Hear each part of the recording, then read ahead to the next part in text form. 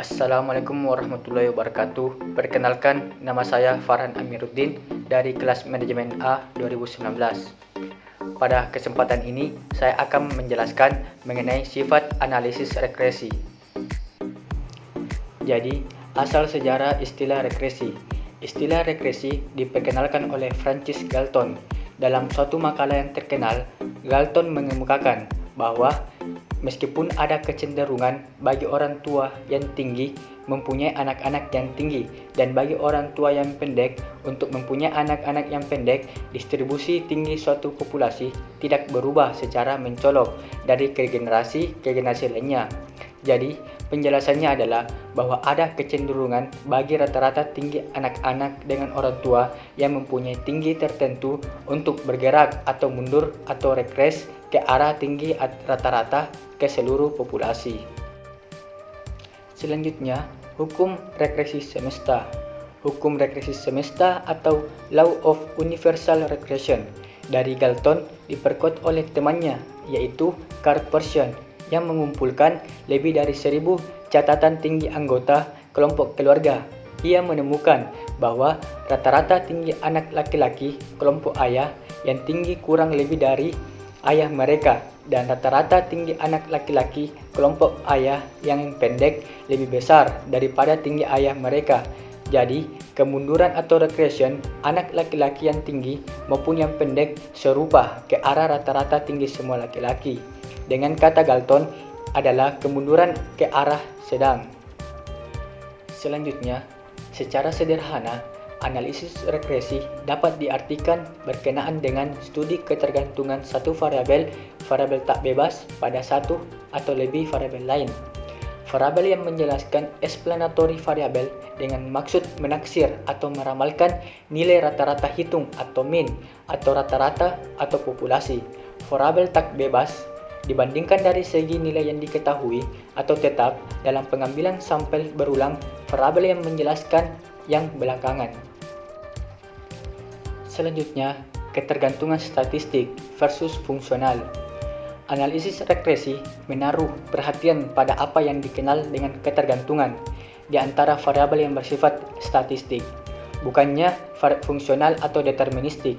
Seperti pada ilmu fisika klasik, dalam hubungan di antara variabel yang bersifat statistik, pada dasarnya menghadapi variabel random atau stokastik atau proses yang penuh dengan kegagalan, yaitu variabel yang mempunyai distribusi probabilitas.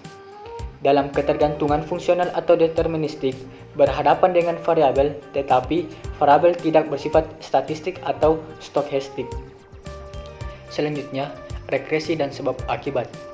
Meskipun analisis regresi berurusan dengan ketergantungan satu variabel pada variabel lain, ini berarti tidak perlu sebab akibat. Dalam perkataan Kendali dan Stuart menyatakan, sesuatu hubungan statistik bagaimanapun kuat dan sugestif tidak pernah dapat menetapkan hubungan sebab akibat. Gagasan mengenai sebab akibat harus datang dari luar statistik, pada akhirnya dari beberapa teori atau lainnya.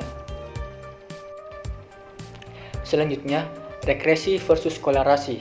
Analisis kolerasi, tujuan utamanya adalah untuk mengukur kuat atau derajat hubungan linear antara dua variabel, sedangkan regresi tujuannya utamanya untuk menaksir atau meramalkan nilai rata-rata satu variabel atas dasar nilai yang tetap variabel-variabel lain. Selanjutnya, teknik regresi dan kolerasi mempunyai beberapa perbedaan yang mendasar.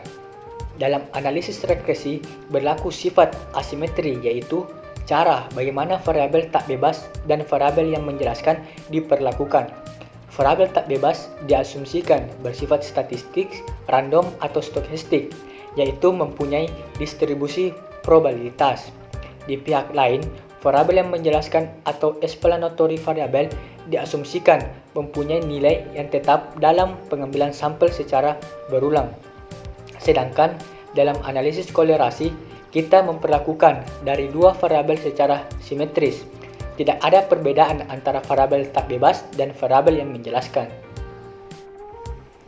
Selanjutnya, istilah dan notasi dalam regresi. Dalam literatur, istilah variabel tak bebas atau dependent variable dan variabel yang menjelaskan explanatory variable digambarkan dengan berbagai cara.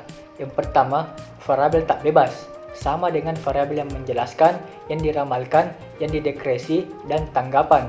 Yang kedua, variabel yang menjelaskan, sama dengan variabel bebas, peramal, yang meregresi, dan perangsang atau variabel kendali.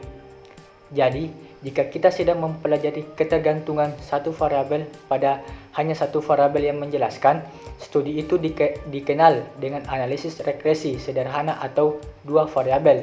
Tetapi kalau kita mempelajari ketergantungan satu variabel pada lebih dari satu variabel yang menjelaskan, maka dikenal dengan analisis regresi majemuk atau multi regression analysis.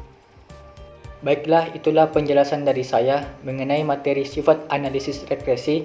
Sekian dan terima kasih. Kurang lebihnya mohon dimaafkan. Assalamualaikum warahmatullahi wabarakatuh.